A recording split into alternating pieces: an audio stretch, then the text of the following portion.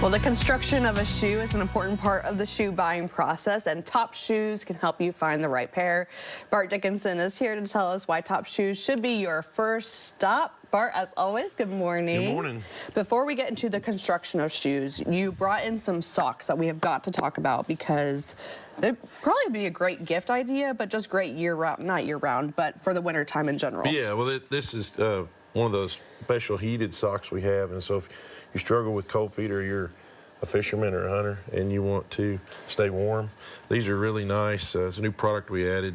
Here's the battery that goes with it, but it also, there's two models of this. One that hooks to your telephone with Bluetooth, so you can actually program like a thermostat on your house. You can put a thermostat on your feet and adjust the heat with your phone. And there's another one that just turns on and off and has 3 settings.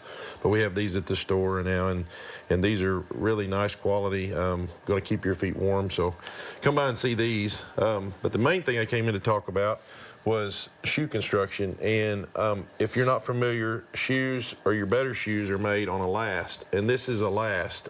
This is a model of a human foot. It's made out of wood. Sometimes these are made out of plastic, but this is what they make the shoe around. So you can think of all the possible sizes that there are in the world.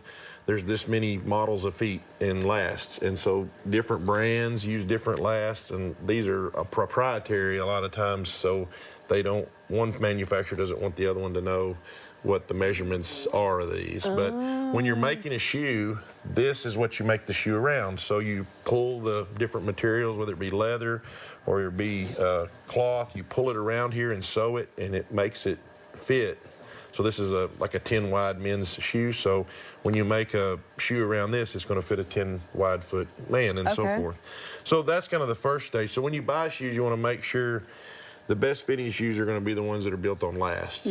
Sometimes they don't use lasts. Sometimes they just stitch patterns together with no last, and so then there's no consistency. So that's when you run into, a lot of times you buy a shoe one time, if it's okay, the next time you buy the same size, it doesn't fit. How would we know if it's made on a last or not? The manufacturer will tell you that their shoes are lasted. And they'll tell that these shoes are lasted, and that's why, another reason why you come to our store, because we're going to tell you which ones are lasted and which ones aren't. Gotcha. There's different ways of lasting shoes. One is a slip last, and it's where you make it like a slipper. So it's the cloth is folded around this last, and it's sewn, and so it has a moccasin type look when it's done. And then there's a board last where they make it onto an actual hard piece of either cardboard, plastic, some kind of fiber in there, and they last it to that. And so that is more durable than a slip last, but the slip last is a lot more comfortable, more flexible, things like that. So I brought some different lasts, some different constructions to show you. One of the more popular ones that they've used forever is a Goodyear welt, and that's when you stitch the upper to the sole. That makes it more durable, but it makes the shoe a little more stiff. But if in cases like work boots and cowboy boots, the most durable boots and shoes, you want a Goodyear welt, because that's going to be resolable. You can use it over and over again. If it wears it out, you can put a new sole on it, you can repair it.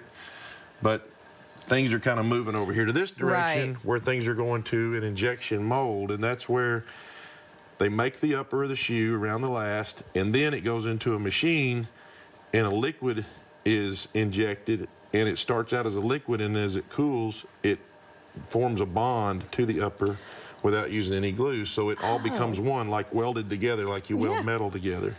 So same thing with these? Yes, and there's different types of processes that they do with that, but this is very durable, but it doesn't always, the problem with this, you can't re-sole it. So like once you do this, it's done. It's done. Yeah, whereas this you can.